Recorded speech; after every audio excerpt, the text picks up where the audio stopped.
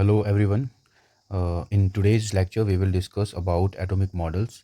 And in atomic model, we will cover two atomic model. First one is Thomson model of atom, and second one is Rutherford model of atom. Right. So let's start it. Atomic model. An atomic model show the structure of an atom and the arrangement of the subatomic particle in an atom. What is the need of atomic model? Let's understand it.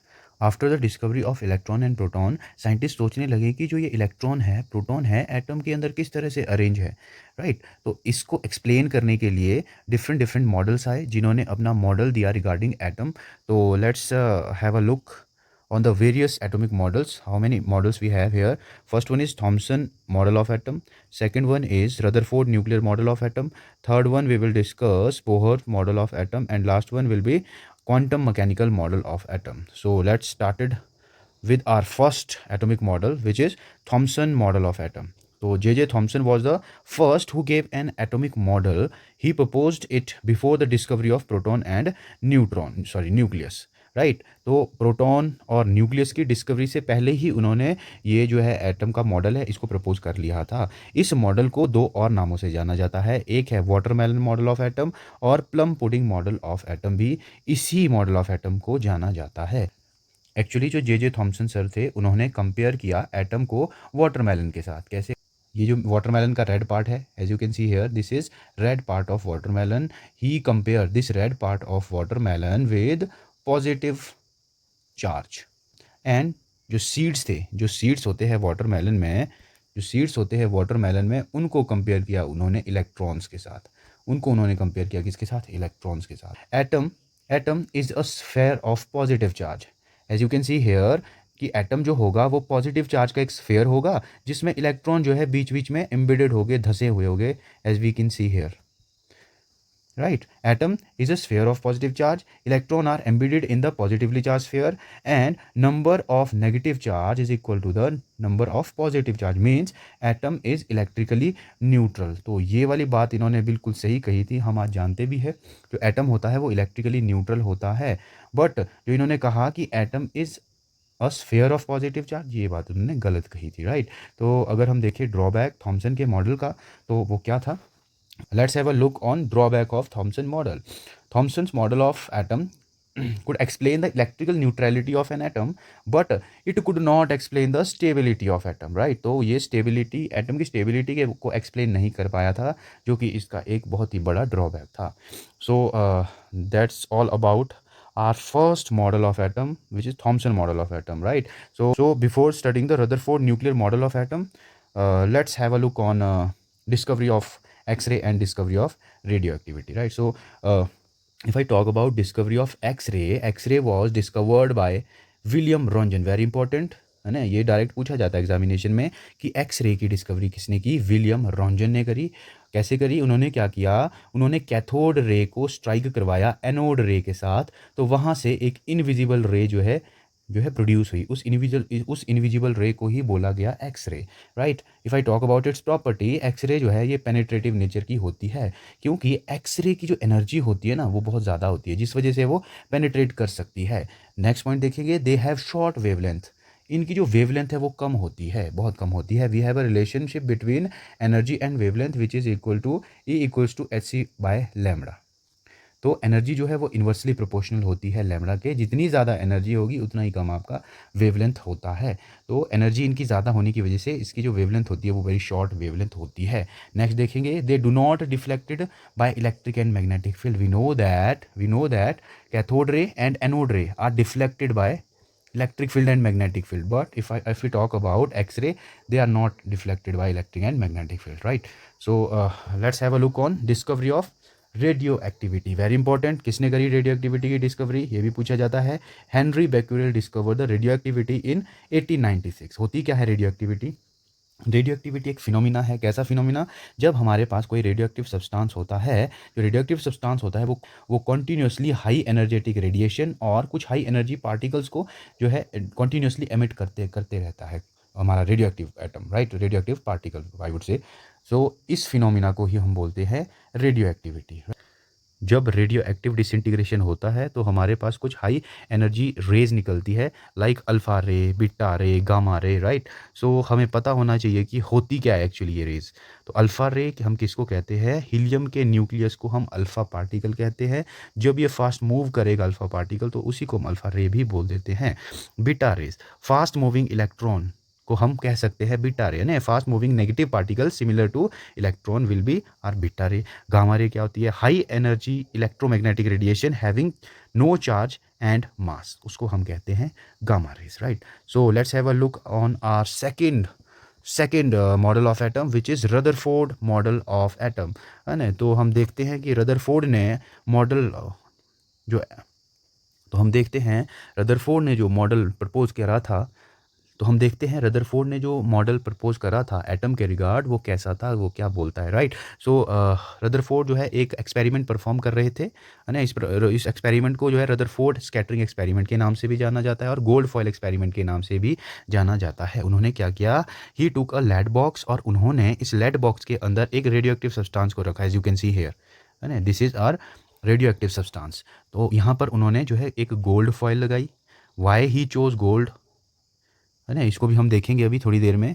और उन्होंने यहाँ पर एक zinc sulphide की screen लगा दी। Why he chose gold, because gold जो है सबसे मेलिएबल जो है हमारा मेटल होता है, that's why he chose the gold foil here, because हम जो है गोल्ड को पीट कर जो है बहुत ही थिन शीट, मतलब बहुत ही पतली चादर इसकी बना सकते हैं, that's why he chose gold hair.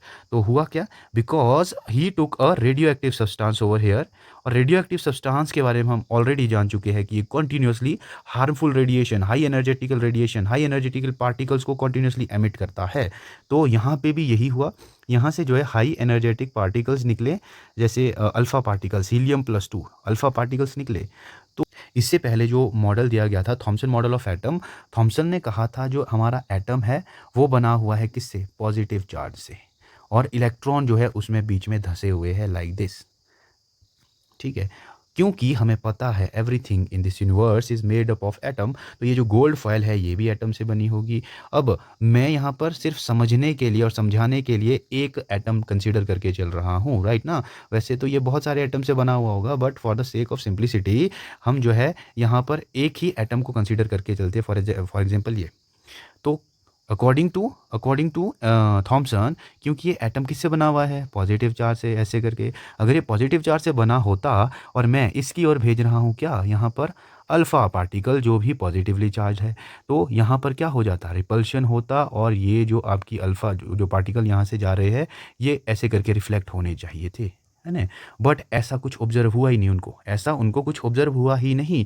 जो चीज़ उनको ऑब्जर्व हुई यहाँ पर वो बड़ी नायाब चीज़ थी, वो क्या थी, मैक्सिमम ऑफ अल्फ़ा पार्टिकल जो है ऐसे ही इसको वार पार कर गए, जो हमारी गोल्ड फॉयल की जो शीट थी इसको क्रॉस कर गए, इसको वार पार कर गए, विदाउट एनी डिफ्लेक्शन और reflection, without any deflection, right. कुछ एक अल्फ़ा पार्टिकल थे जिन्होंने एक पर्टिकुलर एंगल पे डिफ्लेक्शन शो किया, राइट ना। और 20,000 particle, note it down, 20,000 particle में से एक ऐसा पार्टिकल था जो रिफ्लेक्ट बैक हो गया ऐसे करके। तो उन्होंने सोचा यार, जे थॉमसन ने तो ये कहा था कि एटम बना हुआ होता है पॉजिटिव चार्ज से, अगर पॉजिटिव चार्ज से बना होता तो यहाँ तो रिफ्लेक्ट होने चाहिए थे या डिफ्लेक्ट होने चाहिए थे, बट ऐसा कुछ हुआ नहीं। तो उन्होंने बोला कि थॉमसन सर, जो आपने कहा था एटम के बारे में वो सारा कुछ गलत था। तो उन्होंने ये सारी चीज़ जो ऑब्जर्व करी यहाँ पर, इस बेस पर अपना एक एटम का मॉडल दे डाला। उस मॉडल को हम देखते हैं। फर्स्ट ऑफ ऑल हम ऑब्जर्वेशन देखते हैं ज़रा, उन्होंने क्या ऑब्जर्व किया, है ना। We have discussed it, we have already discussed it, but हम यहाँ पे फिर से पढ़ लेते हैं इस चीज़ को। Most of the alpha particle pass without any deviation, है ना। हमने देखा most of the alpha particle इसके वार पार जा रहे थे विदाउट एनी डेविएशन। सेकंड देखेंगे, few alpha particle deviated with small angle, कुछ एक अल्फा पार्टिकल थे जो कि स्मॉल एंगल पे डिफ्लेक्ट हो रहे थे, as you can see here, है ना। जाना इसको चाहिए था ऐसे ऐसे करके आगे, बट एक पर्टिकुलर एंगल थीटा पे डिफ्लेक्ट हो गए। Next, very few alpha particle, note it down, very few alpha particle reflect back, कितने जो है आपके अप्रॉक्सीमेटली 20,000 में से एक ऐसा अल्फा पार्टिकल था जो कि रिफ्लेक्ट बैक हो रहा था। And number of alpha particle deflected is directly proportional to atomic number का स्क्वायर, राइट ना। तो ये सारी जो ऑब्जर्वेशन थी, इस ऑब्जर्वेशन के बेस पे उन्होंने कुछ कंक्लूजन दे डाला एटम के बारे में। क्या था वो कंक्लूजन? वो ये था कि जो एटम है, atom is of spherical shape having size of 10⁻⁻10 metre, है ना। ये वेरी इंपॉर्टेंट है, ये वाला जो आपका ये वाला जो पॉइंट है ये इंपॉर्टेंट है। जो एटम है, एटम एटम का जो साइज होता है वो होता है 10⁻10 metre, and whole mass is concentrated in the centre and called nucleus. Very important है ना। जो न्यूक्लियस की जो डिस्कवरी का क्रेडिट जाता है, न्यूक्लियस की डिस्कवरी, वो जाता है रदरफोर्ड को। रदरफोर्ड ने डिस्कवर करा न्यूक्लियस, और इन्होंने साइज भी बता डाला कि भाई जो न्यूक्लियस है हमारा, उसका जो साइज होता है 10⁻15 होता है ना। 10⁻10 होता है एटम का साइज, 10⁻15 होता है न्यूक्लियस का साइज। तो न्यूक्लियस का size is smaller than the size of atom, right. And electron revolve around the nucleus. और इस कंक्लूजन जो हमने देखा, ये कंक्लूजन, इस कंक्लूजन के बेस में उन्होंने एक एटम का जो मॉडल है वो कुछ इस प्रकार से होगा। आपका जो न्यूक्लियस है वो सेंटर में होगा, और इलेक्ट्रॉन जो है वो रिवॉल्व कर रहा होगा around the nucleus in an orbit. और ये है आपका structure of atom according to Rutherford, right. और हाँ, वेरी इंपॉर्टेंट, इसको भी आप नोट कीजिएगा। क्या?